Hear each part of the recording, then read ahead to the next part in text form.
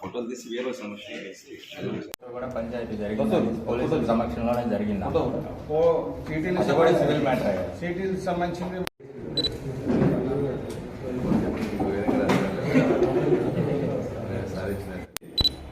ఇందులో వివరాలకు వెళ్తే సుబ్బారెడ్డి అనే వ్యక్తి ప్రైవేట్ చిట్టీలు వేసుకుంటూ చాలా మందికి లక్షలలో బాకీ పడ్డాడు.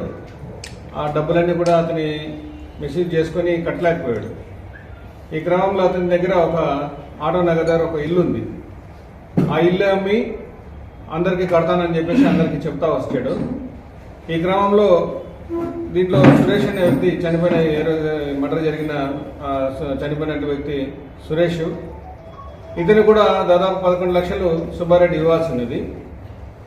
ఈ సుబ్బారెడ్డి డబ్బులు కట్టలేని పరిస్థితిలో కొంత సొమ్ముకు తిరిగి చెల్లించాల్సిన అవసరం పడినప్పుడు లక్ష్మీ ప్రసన్న ఆవిడకి ఒక అగ్రిమెంట్ ద్వారా అమ్మినట్లుగా అగ్రిమెంట్ చేసుకోవడం జరిగింది.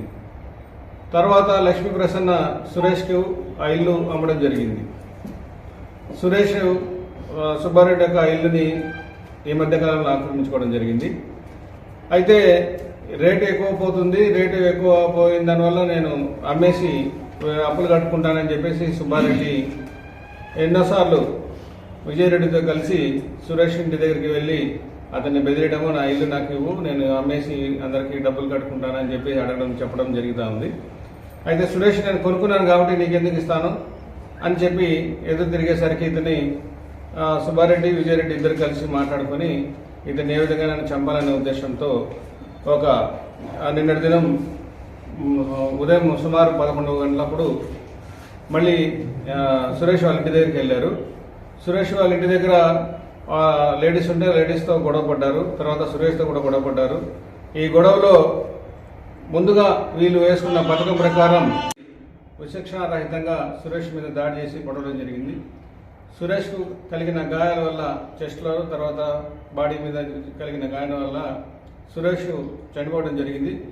ఈ దాడిలో సురేష్కు అడ్డం వచ్చిన సపోర్ట్గా వచ్చినటువంటి సురేష్ కూతురు సుష్మా, తర్వాత శ్రీనివాస్ కొడుకు మోహన్ కుమారు, తర్వాత శ్రీనివాస్ మామ సుధాకర్, వీళ్ళని కూడా ఈ విజయరెడ్డి దాడి చేసి వాళ్ళు కూడా గాయపరచడం జరిగింది. వాళ్ళందరూ కూడా నెల్లూరు హాస్పిటల్లో ట్రీట్మెంట్లో ఉన్నారు. ఈ జరిగిన 24 గంటల్లోనే మా కావలి రూరల్ సిఐ గారు, కావలి రూరల్ ఎస్ఐ గారు వీళ్ళందరూ కూడా వెంటనే ముద్దాయిల్ని పట్టుకొని అరెస్ట్ చేయడం జరిగింది. ఈ నలుగురిని ఇక్కడ స్పాట్లో ఉన్నటువంటి సుబ్బారెడ్డి భార్య అనుష, తర్వాత విజయరెడ్డి భార్య సౌందర్యాలని నేరం జరిగిన 24 గంటల లోపలనే అరెస్ట్ చేయడం జరిగింది. వాళ్ళందరూ కూడా ఈరోజు రిమాండ్కి తరలిస్తున్నాము. అతని దగ్గర ఉన్నటువంటి నిన్న నేరంలో ఉపయోగించిన కత్తిని కూడా స్వాధీనం చేసుకోవడం జరిగింది. ఈ కేసులో ఎప్పటికప్పుడు మాకు ఆదేశాలు ఇస్తూ మాకు తగిన విధంగా వెంటనే ముద్దాయిలను పట్టుకోవడానికి ఆదేశాలు ఇచ్చినటువంటి మా జిల్లా ఎస్పీ గారు డాక్టర్ కె తిరుమలేశ్వరరెడ్డి గారు వారి యొక్క సూచనల మేరకు మేమందరూ కూడా టీమ్స్గా ఏర్పడి వెంటనే ముద్దాయిలను పట్టుకొని ఈరోజు రిమాండ్ పెట్టాము. విజయరెడ్డి చేత కూడా గాయమైంది. ఈ నేరం చేసుకునే క్రమంలో అందరినీ కొట్టే క్రమంలో అతని చేయికి అతనే కొట్టుకోవడం జరిగింది. దాంతో అతనికి గాయమైంది.